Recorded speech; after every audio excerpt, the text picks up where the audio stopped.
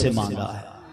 یعنی جن کے ایمان لانے کی دعا نبی پاک نے کی وہ کوئی اور نہیں مسلمانوں کے دوسرے خلیفہ سیدنا عمر فاروق اعظم رضی اللہ تعالیٰ عنہ ہیں.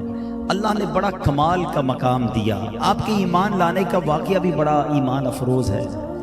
آپ نے جب آپ ایمان نہیں لائے تھے تب بھی آپ بڑے جس کو کہیں کہ جلال والے غضب والے اپنے کام سے بڑی ڈیڈیکیشن رکھنے والے تھے. اب آپ غیر مسلموں کی طرف سے تھے تو آپ نے جب یہ دیکھا کہ کوئی ایسا شخص آیا ہے جو ہمارے خداؤں کے خلاف بات کرتا ہے ہمارے مذہب کے خلاف بات کرتا ہے تو آپ نے پلان کیا کیونکہ جس وقت انہوں نے اٹیک کرنے کا پلان کیا تھا مسلمانوں پر خاص طور پر نبی پاک علیہ السلام پر اس وقت مسلمانوں کی تعداد صرف 39 تھی. 39 مسلمان تھے پوری دنیا میں اور مسلمانوں کو کھل کر نماز پڑھنے کی اجازت نہیں تھی. کھل کر عبادت کرنے کی بھی اجازت نہیں تھی تو مسلمان چھپ کر عبادت کرتے تھے اور ایک گھر تھا جس کا نام تھا دار ارقم تو مسلمان وہاں جا کر عبادت کرتے تھے. ابھی دار ارقم ایگزیکٹلی کہاں تھا کہ صفا اور مروہ جو حج پر گئے ہیں یا عمرے پر گئے ہیں میری بات جلدی سمجھ انہیں آ جائے گی. صفا سے جب ہم مروہ جاتے ہیں تو صفا سے مروہ جاتے ہوئے رائٹ ہینڈ پر اب تو دیواریں بن گئی ہیں راستے بن گئے ایگزیکٹلی صفا کے قریب کہیں یہ گھر تھا.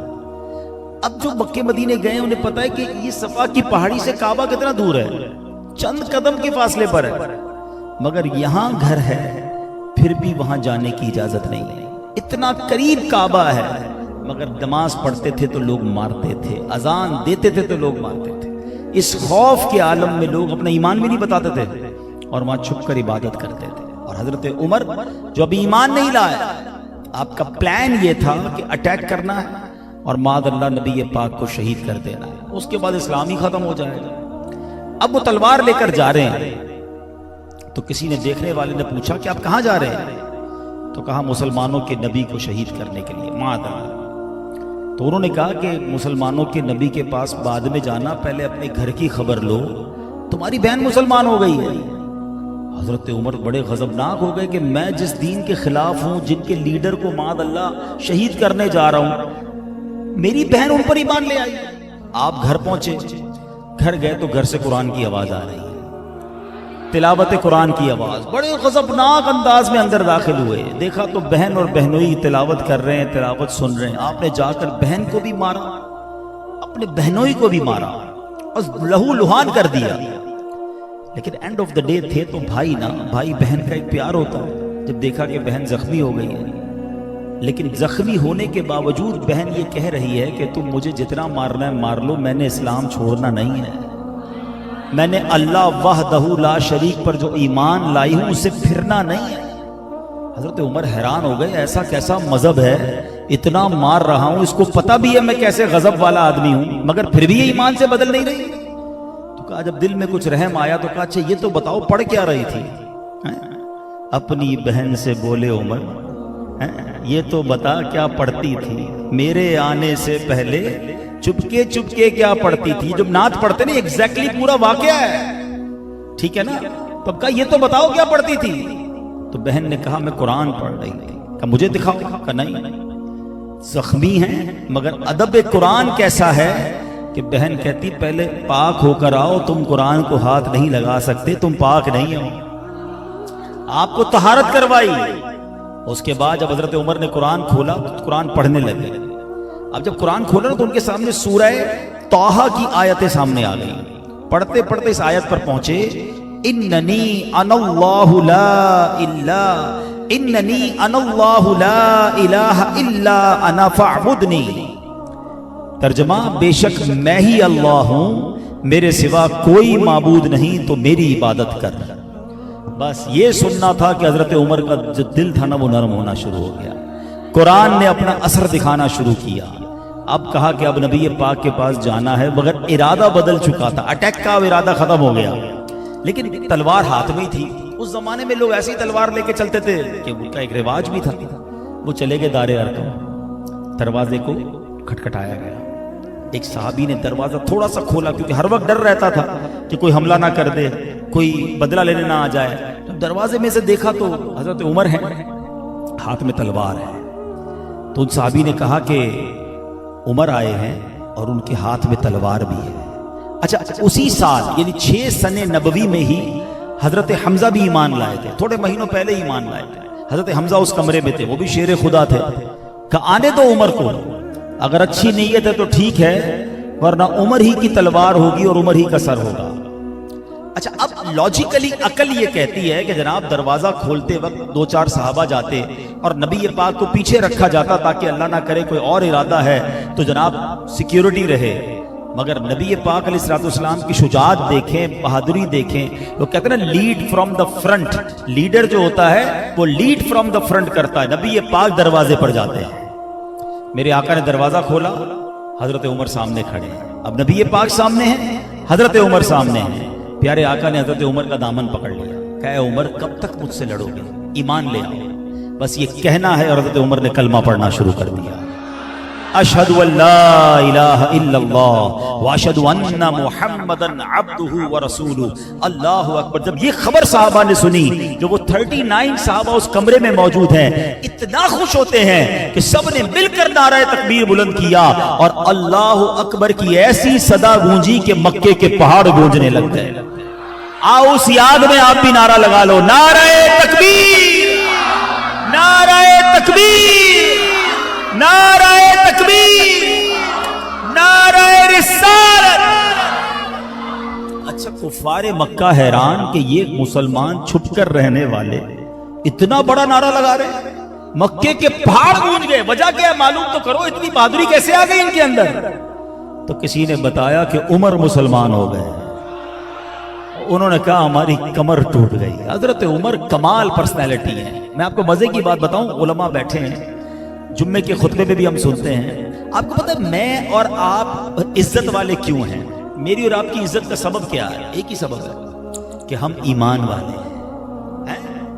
میری خوش قسمتی میں تیرا امتی، نبی پاک کا امتی ہونا جو ہے نا، یہی ہماری عزت کا سبب ہے۔ لیکن حضرت عمر وہ ہیں کہ جب سے وہ ایمان لائے ہیں اسلام کی عزت میں اضافہ ہوا۔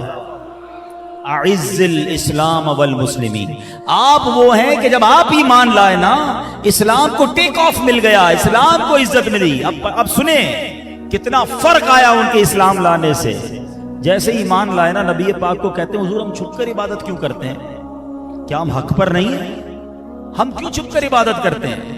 تو ہو سکتا ہے کسی صحابی نے کہا ہو کہ ہم چھپ کر نہیں کرتے، جب باہر جاتے تو سامنے والے مارتے ہیں۔ حضرت عمر نے کہا میں دیکھتا ہوں کون روکتا ہے۔ اب کیا ہوا؟ اچھا 2 شیر خدا، حضرت حمزہ بھی موجود ہیں، حضرت عمر بھی موجود ہیں۔ یہ 6 سن نبوی جو ہے نا، یہ بڑا زبردست سال تھا مسلمانوں کے لیے، کہ اس سال یہ 2 ہستیاں ایمان لے آئیں، حضرت حمزہ بھی لے آئے، حضرت عمر بھی لے آئے۔ اب یہ دونوں جب دروازہ کھلتا ہے نا، تو ایک صف کی قیادت کر رہے ہیں حضرت حمزہ، اور ایک صف کی قیادت کر رہے ہیں حضرت عمر۔ تصور کریں کیسا منظر ہوگا کہ دروازہ کھلا اور 2 صفیں باہر آ رہی ہیں، حضرت حمزہ ہاتھ میں تلوار لیے آگے، دوسرے میں حضرت عمر آ گئے۔ اچھا اب یہ دونوں صفیں چلتے چلتے کعبے کے سامنے چلے گئے۔ اچھا کعبے پر ہر وقت یہ کفاران قریش ہوتے ہیں، تیار رہتے تھے، آئے کوئی اس پر حملہ کرنا ہے، اس کو مارنا ہے۔ انہوں نے کہا چلو آج پھر آئیں، پھر ماریں گے ان کو۔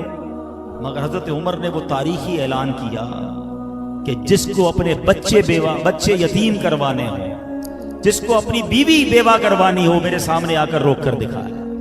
کسی کی مجال نہ ہوئی، اور مسلمانوں نے علل اعلان اذان دی، علل اعلان نماز پڑھی گئی، مسلمانوں نے طواف کیا، اور وہ دن ہے اور آج کا دن ہے، اسلام عروج کی طرف چلتا چلا جا رہا ہے۔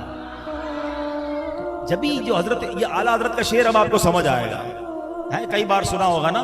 اعلیٰ حضرت نے کیا کہا کہ حضور جب یہ بدبخت تھے، مسلمانوں پر حملہ کرنے والے مشرکین تھے، ناری کہتے ہیں جہنمیوں، کہ حضور آپ جب ان کو دیکھتے تھے تو آپ کا دل بڑا جلتا تھا، مگر حضرت عمر جب ایمان لے آئے تو نبی پاک کے دل کے اندر ٹھنڈک آ گئی۔